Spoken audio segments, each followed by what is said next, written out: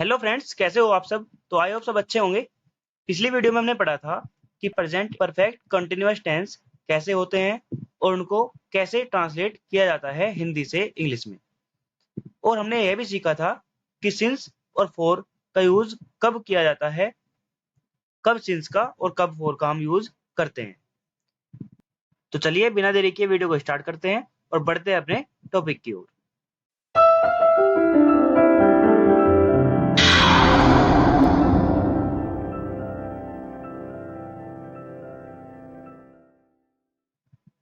Hello guys, मैं अनंत स्वागत करता हूं आपका आपके अपने यूट्यूब चैनल इजी लर्निंग में। तो आज हम पढ़ने वाले हैं पास्ट इंडेफिनिट टेंस। देखिए, सबसे पहले पास्ट इंडेफिनिट टेंस के बारे में पढ़ते हैं कि यह होता कैसा है। इसको पहचानने के लिए सबसे पहले हम इसकी आइडेंटिफिकेशन देखते हैं कि इसकी पहचान क्या है। अगर हमें कोई हिंदी का सेंटेंस दिया हुआ है तो उस हिंदी के सेंटेंस में लास्ट में क्रिया के बाद, मतलब वर्ब के बाद ता था, ती थी, ते थे, या फिर क्रिया के अंत में आ था, ई थी, ए थे, आ, ई, ए, इनमें से कोई भी एक शब्द या इस तरह के शब्द आते हैं और किसी काम का पास्ट में होना कि हुआ या होता था बताया जाता है। मतलब इसका मतलब क्या है कि इसमें क्या बताया जाता है, किसी की आदत जो कि पास्ट में थी अब नहीं है, ठीक है, और कि पास्ट में क्या काम हुआ, पास्ट में क्या काम हुआ, यह बताया जाता है। अगर हमें सेंटेंस कोई ऐसा दिखता है जिसमें कोई पास्ट का काम बताया जाता है कि पास्ट में हुआ या होता था, तो उनके अंत में ता था, ती थी, ते थे या आ ई ए, आ था, ई थी, ए थे, इस तरह के शब्द लगे हुए होते हैं।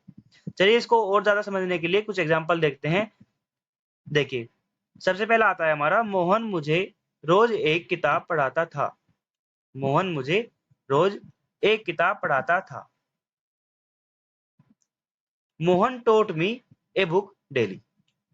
अब यहाँ पे देखिए क्या है, ता था, क्रिया जो है हमारा पढ़ाना, पढ़ाने के अंत में ही जुड़ा हुआ है ता, और इसके बाद है था, ता था। ये काम ऐसा है कि पास्ट में हुआ करता था या होता था, अब नहीं होता है। पास्ट की बात है, किसी की आदत की बात की गई है कि मोहन मुझे रोज एक किताब पढ़ाता था। ये कौन सा टेंस है हमारा, पास्ट इंडेफिनिट। चलिए, अब कुछ बच्चे गलती करते हैं कि उनको बता दिया कि हमने ता था आता है इसमें, तो क्या करते हैं कि वह कुत्ता था। अगर हम किसी से पूछे बच्चे से कि वह कुत्ता था, तो इसको बताएंगे कि पास्ट इंडेफिनिट टेंस का ये है। लेकिन ऐसा नहीं है, क्यों? क्योंकि मैंने इसको पहले ही बता दिया कि किसी भी सेंटेंस में अगर कोई काम है तो सेंटेंस वो पास्ट इंडेफिनिट का होगा अगर उसके लास्ट में दिए गए शब्द ये आते हैं तो चलिए, ये क्या है, यह पास्ट इंडेफिनिट टेंस का नहीं है क्योंकि इसमें कोई भी काम नहीं दर्शाया गया है। चलिए, अब मान लो हमने पहचान तो कर ली। अगर हमने सेंटेंस की पहचान कर ली, उसको ये पहचान लिया कि ये कैसा सेंटेंस है, पास्ट इंडेफिनिट का है या नहीं है, तो अगर वो सेंटेंस पास्ट इंडेफिनिट का है तो उसको हिंदी से इंग्लिश में ट्रांसलेट करने के लिए हमें कुछ रूल्स हैं, उनको फॉलो करना होता है। जिसमें सबसे पहले हमारा आता है अफर्मेटिव सेंटेंस। सबसे पहले हम जो सेंटेंस में सब्जेक्ट दिया हुआ होता है उसको हम सबसे पहले रखते हैं। उसके बाद रखते हैं वर्ब की सेकंड फॉर्म, उसके बाद ऑब्जेक्ट फर्स्ट, फिर ऑब्जेक्ट सेकंड, और उसके बाद अदर वर्ड। लास्ट में फुल स्टॉप लगाना नहीं भूलना है क्योंकि फुल स्टॉप लगाने से ही हमारा सेंटेंस पूरा होता है। नेगेटिव आता है हमारा अगला। नेगेटिव में क्या करते हैं कि सब्जेक्ट के बाद हेल्पिंग वर्ब डिड का यूज करते हैं। डिड के बाद नोट, उसके बाद वर्ब की फर्स्ट फॉर्म, फिर ऑब्जेक्ट फर्स्ट, फिर ऑब्जेक्ट सेकंड, फिर अदर वर्ड, उसके बाद फुल स्टॉप। देखिए, यहाँ पे वर्ब की सेकंड फॉर्म आई थी और यहाँ पे फर्स्ट फॉर्म। ऐसा क्यों है? क्योंकि जो हमारी वर्ब की, जो हमारी हेल्पिंग वर्ब है डिड, ये हमारी क्या है, डू की सेकंड फॉर्म है। डू की सेकंड फॉर्म है, तो डू की सेकंड फॉर्म है, इसलिए यहाँ पे क्या है, वर्ब की फर्स्ट फॉर्म ही लगा देंगे हम, क्योंकि सेकंड फॉर्म यहाँ पे डू की आ गई है। चलिए, अब बात करते हैं अगर सेंटेंस नेगेटिव है और उसमें नहीं के बजाय हिंदी में कभी नहीं आया हुआ है, तो कभी नहीं की हम लगाते हैं नेवर। तो नेवर लगाने के लिए हमें डिड की आवश्यकता नहीं होती, इसलिए क्या करते हैं कि सब्जेक्ट के बाद डिड के बिना ही नेवर लगाते हैं, और जब नेवर लगा देते हैं तो डिड नहीं आता। डिड नहीं आता तो हमें वर्ब की सेकंड फॉर्म ही लगानी पड़ती है। तो क्या करेंगे, अगर सेंटेंस में कभी नहीं आया हुआ है तो subject plus never plus verb की second form plus object first plus object second plus other word, उसके बाद फुल स्टॉप।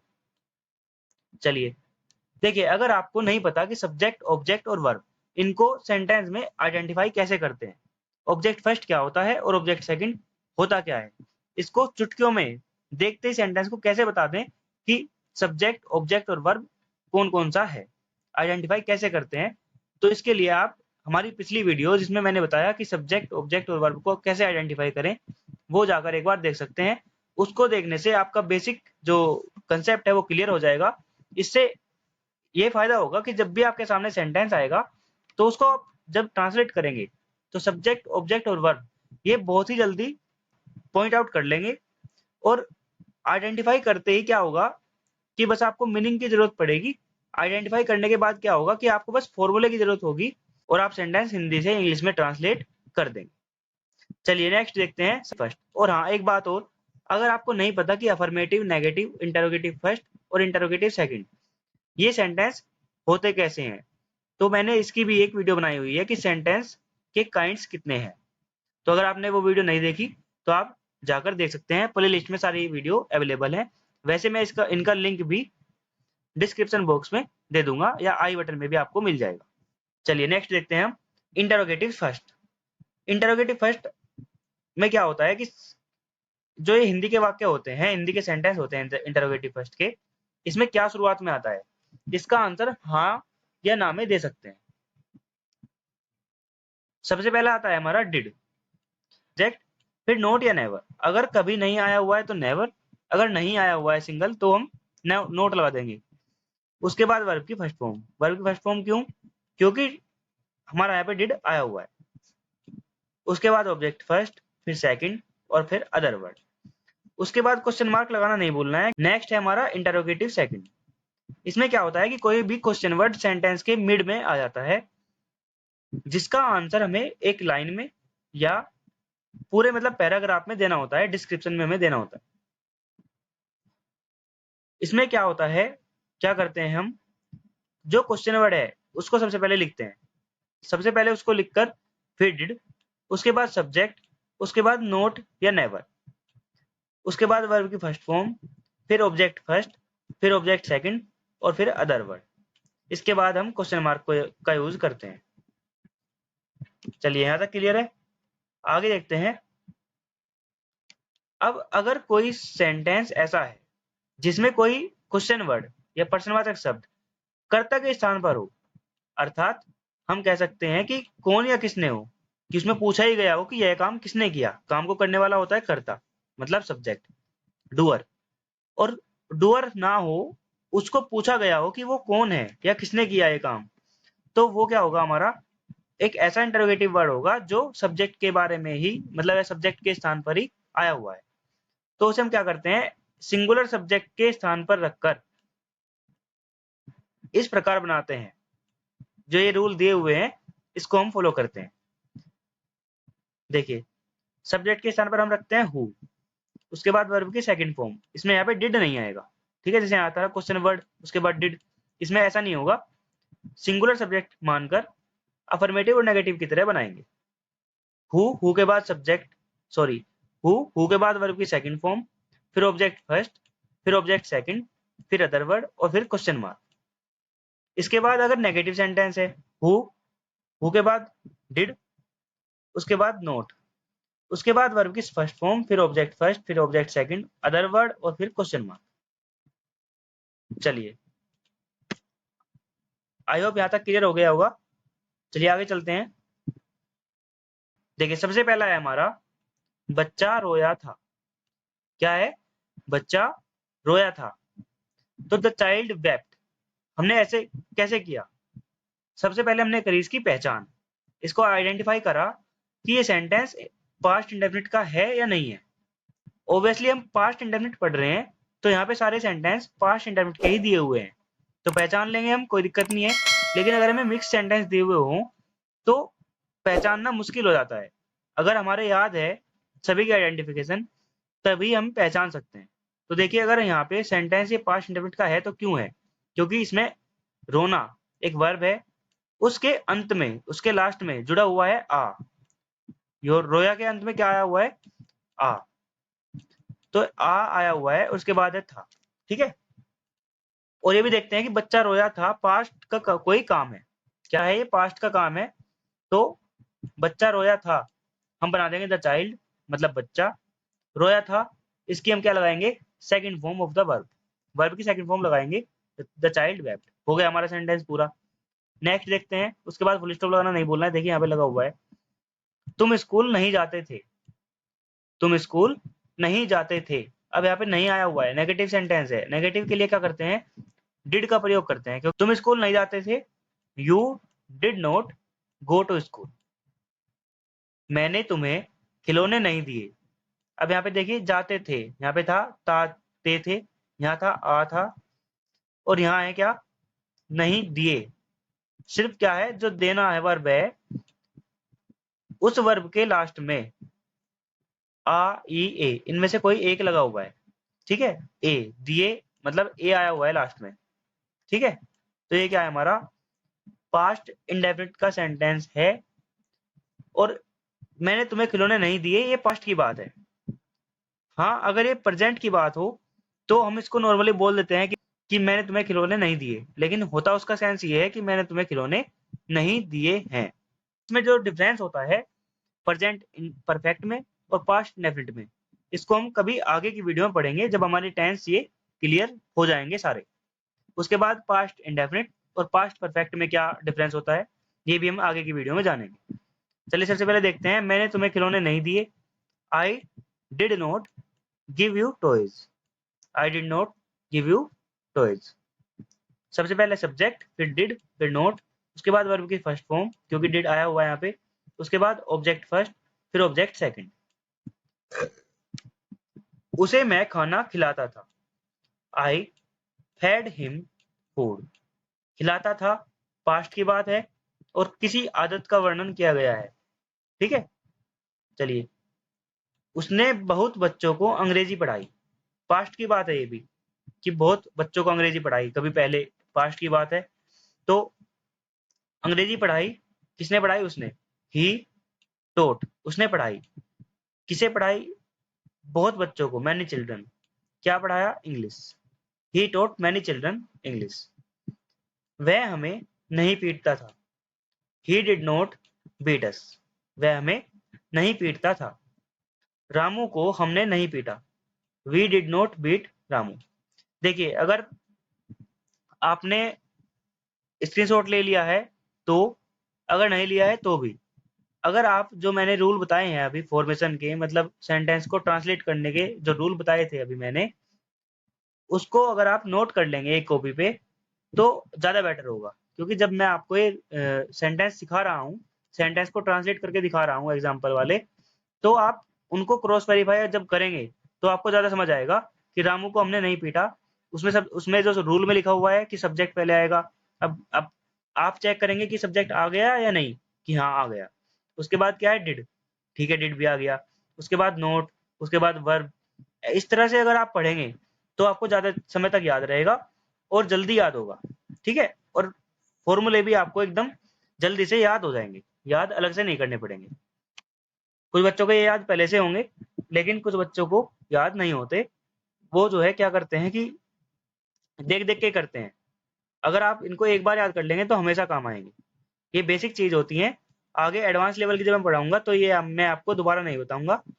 उसके बाद सिर्फ डायरेक्ट हम करते चलेंगे। ठीक है। मैंने यह फिल्म कभी नहीं देखी। अब देखना यहाँ पे आया हुआ है कभी नहीं। कभी नहीं है तो क्या हुआ? नेवर लगा देंगे। और नेवर के साथ क्या आता है? वर्ब की सेकंड फॉर्म। तो आई नेवर वॉच्ड। मैंने कभी नहीं देखी क्या? दिस मूवी, यह फिल्म। उसकी किताब हमें तुमने कभी भी नहीं पढ़ाई। ठीक है। उसकी किताब तुमने हमें कभी भी नहीं पढ़ाई थी। You never taught us his book. You never taught us his book. क्या तुम रोज गाना नहीं गाते थे? Did you not sing a song daily? क्या मोहन को उसने एक कार उपहार में नहीं दी? अब देखिए, उपहार में नहीं दी, उपहार में देने की होती है गिफ्ट। गिफ्ट करना, किसी को जब हम गिफ्ट करते हैं कोई चीज, तो उसको हम कहते हैं हिंदी में उपहार देना या उपहार में देना। ठीक है, अगर हम कोई चीज गिफ्ट कर रहे हैं तो वो चीज हमने उसे उपहार में दी। ठीक है, तो उपहार में देने के लिए लगेगी गिफ्ट। तो क्या मोहन को उसने एक कार उपहार में नहीं दी? Did he not gift Mohan a car? क्या तुमने कभी लाल किला नहीं देखा? ये पास्ट की बात है, पूछा गया है कि पास्ट में क्या तुमने कभी देखा नहीं है, तो इसको बनाएंगे हम डिड यू नेवर सा द लाल किला। नेक्स्ट है हमारा, क्या उन्हें उस आदमी ने नहीं देखा? डिड दैट मैन नॉट सा देम? क्या तुमने सॉरी क्या तुम्हें यह पेन एक चोर ने दिया था? Did a thief give you this pen? बहुत ही इजी है ये। अगर मैं आपको कुछ डाउट है तो आप कमेंट बॉक्स में कमेंट करके पूछ सकते हैं। मैंने आपको पहले समझा भी दिया और मैं इसको रीडिंग कर रहा हूँ बस इसकी। अगर कोई डाउट है तो आप कमेंट बॉक्स में कमेंट करके पूछ सकते हैं। क्या रोहन को रामू गाली देता था? Did Ramu abuse Rohan? Did क्या है हमारा? हेल्पिंग वर्ब है, पहले लगा दी, ठीक है, क्योंकि क्या शुरुआत में है। उसके बाद कौन है गाली देने वाला? रामू। तो उसके बाद सब्जेक्ट डिड रामू, उसके बाद वर्ब की first form abuse. Did Ramu abuse? किसको देता है? रोहन को। रोहन। उसे एक बच्चे ने क्या दिया? What did a child give him? हमें उन्होंने वो मकान क्यों नहीं बेचा था? Why did they not sell us the house? तुम कल कहाँ गए थे? तुम कल कहाँ गए थे? Where did you go yesterday? मुझे सोमवार को यहाँ किसने बुलाया था? Who called me here on Monday? अब देखिए यहाँ पे क्या है, किसने आया हुआ है। अब किसने बुलाया? सब्जेक्ट इसमें नहीं दिया हुआ है। सब्जेक्ट के बारे में ही पूछा गया है, इसलिए हम कह सकते हैं कि जो किसने है ये एक ऐसा क्वेश्चन वर्ड है जो सब्जेक्ट के ही स्थान पर आया हुआ है। सब्जेक्ट को इसने भगा दिया कि भाई तू भाग और मैं आता हूँ यहाँ तेरी जगह पे। ठीक है, तो हु के साथ क्या लगाते हैं हम? डिड का यूज नहीं करते, डायरेक्ट हम क्या करते हैं कि वर्ब की सेकंड फॉर्म लगा देते हैं। ठीक है, अगर सेंटेंस हमारा अफर्मेटिव की तरह का है तो। अफर्मेटिव मतलब क्वेश्चन वर्ड तो इसमें है, लेकिन अफर्मेटिव मतलब नेगेटिव नहीं है। ठीक है, नेगेटिव नहीं है, इंटरोगेटिव है और हु आया हुआ है। तो ऐसा है तो अफर्मेटिव की तरह की बनाते हैं, सब्जेक्ट के स्थान पर हु रख के। हु कॉल्ड मी? मुझे किसने बुलाया? हेयर यहाँ, ऑन मंडे सोमवार को। Who called me here on Monday? दो दोस्त हमेशा साथ साथ पढ़ाई कैसे करते थे? How did two brothers study together? दो दोस्त हमेशा साथ साथ पढ़ाई कैसे करते थे?